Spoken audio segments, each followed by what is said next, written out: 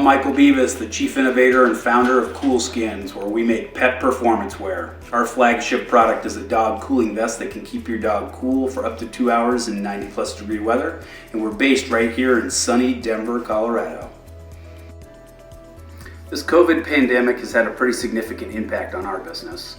We sell primarily direct to consumer at local pop-up events and farmers markets and vendor fairs and things of this nature.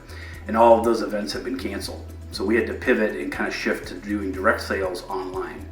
More importantly, we really felt the pinch in our production capabilities since the factories were shut down and we were unable to get product to our consumers in a timely fashion. The biggest shift for us is that we had to really pivot and move quickly to develop a marketing strategy so we could reach our consumers in the online space.